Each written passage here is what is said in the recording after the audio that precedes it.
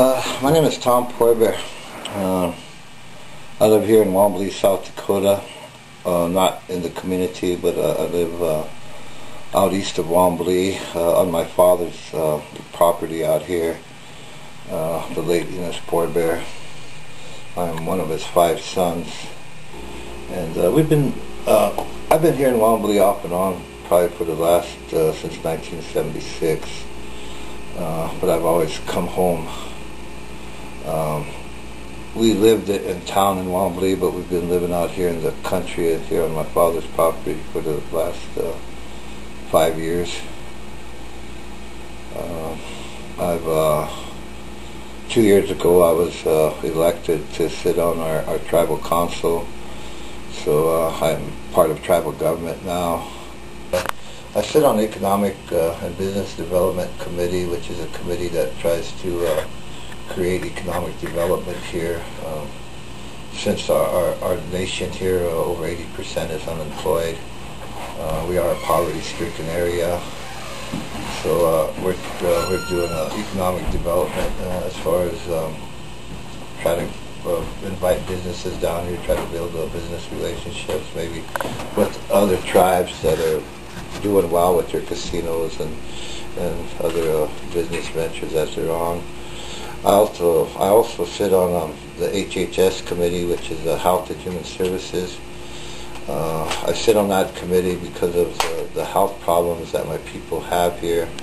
As far as cancer, we have a very high rate of cancer. We have a very high rate of diabetes, and with our IHS hospital here, a lot of outdated medicine is still given out to our people, so it was a great concern of mine of the health of the people. I chose those 2 committees because I felt they were very important to the future of our people here. And I'm running for my 2nd term. I'll give a brief history of myself. I'm what you would call a relocation baby. Back in the 50s and early 60s, a lot of the people from the Pine Ridge, and I'm sure other reservations. In fact, I really hate to call our lands here reservations. I like to look at it as our nations, because we are a nation within a nation.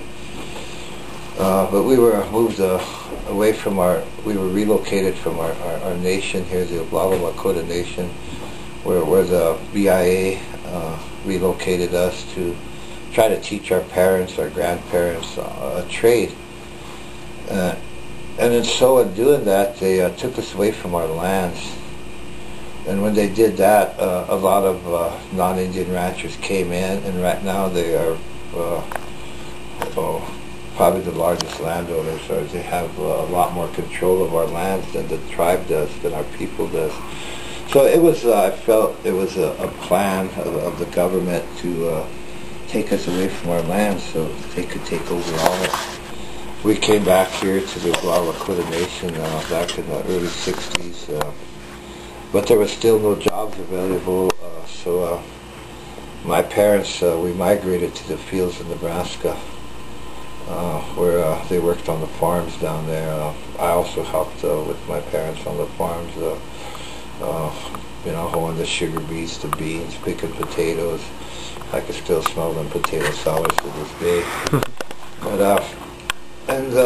But 1968 we came back to the Lakota Nation, and I was placed in a boarding school. I was put in boarding school in my 8th, 9th, and 10th and 11th grade year. In 1973, 1972, a lot was going on.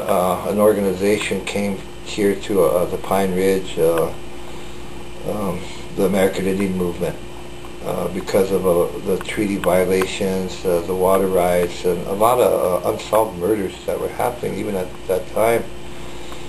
They came to support the Oglala's and to assist us in bringing attention to what was happening to the Lakota people. So the American Indian Movement came on request of the family and the elders, and the traditional chiefs at that time. And I was in boarding school then, and there was a lot of rallies going on at a building in Pine Ridge called Billy Mills Hall. And out of curiosity, I went down there. And the American Indian movement was there as their leadership, and I heard him talking of the treaty violations, of how Lakota people, well, not just Lakota people, but other indigenous peoples' rights were being violated. And it really caught my attention because in boarding school they never taught us of our history. Even the Catholic churches that our people attended, they looked down as our ancestors as savages and pagans. And I remember in boarding school one time they showed me a picture of George Washington, and they said, "Mr. Poor Bear, this is the father of your country."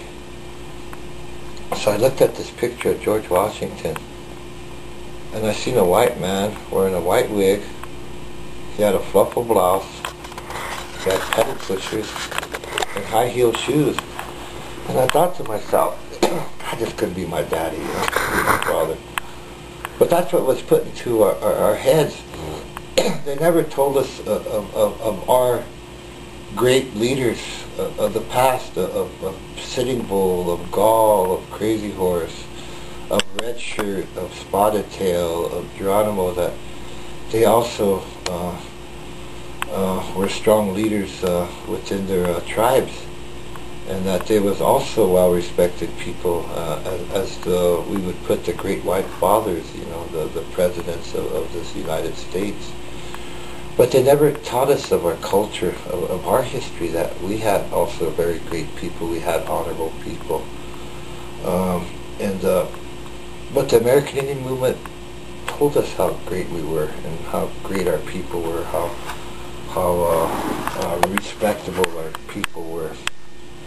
And all boarding school taught me, even with Abraham Lincoln, of how he got rid of slavery. But the American Indian movement had another story of Abraham Lincoln where he ordered one of the largest mass hangings in the history of the United States, where he hung 38 Sioux people in Mankato, Minnesota, in front of their families, in front of their children, their mothers, their sisters, their fathers, their grandparents, the largest mass hanging. They brought the pride out in the indigenous people, not just the Lakota people, but that we are someone, that we are a people, and we should be treated as such. So I really listened to their words, and then shortly after the Yellow Thunder incident, where we marched, in fact boarding school even let us out to march into Gordon with the American Indian movement and other Lakota people of this tribe, and our traditionalists, and our women, our elders, everyone. And after that, the American Indian movement organized the Trail of Broken Treaties to Washington, D.C., right shortly after the incident with Yellow Thunder, and that was in 1972. So I ran away from boarding school, and I joined the American Indian movement, and we caravaned to Washington, D.C. and took over the BIA building there because of the trust responsibility that the BIA had to the tribes, and they wasn't, that trust responsibility was not being done as far as taking care of our lands, taking care of our health, taking care of our education. They was getting money for it, but it wasn't coming to us.